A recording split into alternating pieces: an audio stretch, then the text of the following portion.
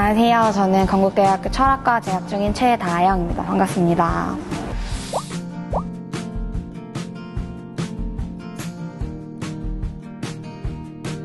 일단 논술고사 전형은 말 그대로 주어진 문제에 대해서 답안을 작성하고 그다음에 그 외에 이제 내신이나 비교과가 조금씩 반영되는 전형입니다. 근데 논술 전형 같은 경우가 실질적인 내신 반영 비율이 좀 낮아서 제가 그 부분에서 좀 불이익을 받지 않겠다는 생각이 들었어요. 그리고 제가 평소에 뭐 토론 활동이나 기자 작성 활동 이런 것들을 많이 했는데 그런 부분들이 이제 논술에 또 도움을 받을 수 있을 것 같아서 한번 지원을 하게 되었습니다. 일단 이제 두 마리 토끼를 다 잡아야 되는 상황이기 때문에 시간 활용이나 이런 부분들이 가장 어려웠던 것 같아요. 또 논술은 또 논술 나름대로 어려운 부분들이 많았기 때문에 그거를 단기간 안에 또 정리를 하고 저만의 어떤 답안을 작성해내고 이런 부분들을 찾아내기가 좀 힘들었던 것 같고 또 공부랑 병행을 해야 되다 보니까 그런 좀 밸런스를 잡는 부분? 이런 부분이 좀 힘들었던 것 같아요.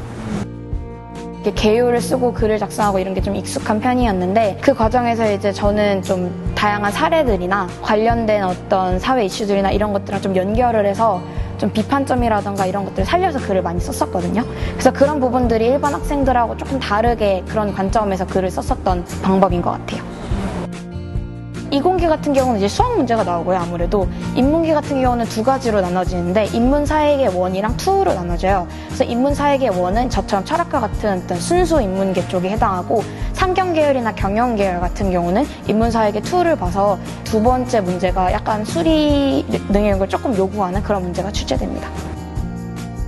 모든 학생들에게 공통적으로 해당할 수 있는 사항일 것 같은데 논술을 준비할 때 가장 학생들이 많이 활용하는 문제가 기출 문제예요.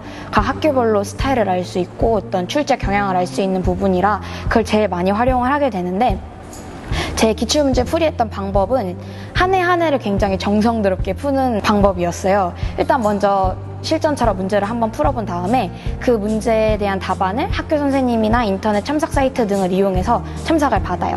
그 다음에 그 첨삭된 내용을 반영해서 다시 한번 답안을 작성을 하는 거예요. 보완해야 될 부분도 알 수 있고 자기만의 어떤 글쓰기 특징도 좀 살릴 수 있었고요. 그래서 그렇게 해서 답안을 쓴 다음에 그 안에 기출문제 지문들이 있잖아요. 그 지문들을 한 번 더 이렇게 공부를 했었어요. 지문들을 가지고.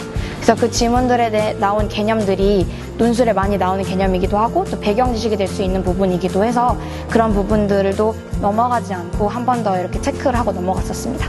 일단 저는 대학 생활이 자기주도적으로 꾸밀 수 있다는 것 자체에서 굉장히 큰 매력을 느꼈고요.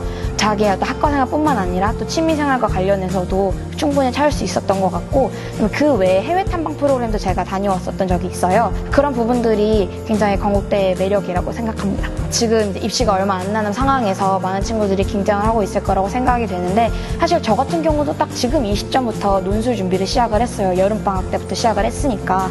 그래서 수험생 여러분들도 너무 조급해하지 말고 각자 자기 상황에 따라서 철저하게 계획을 세워서 실천을 하고 입시까지 좀 차근차근 준비를 잘해서 좋은 결과가 있었으면 좋겠어요. 또 건국대학교 준비하는 후배님들은 또 학교에서 만날 수 있었으면 좋겠습니다. 학교에서 만나요.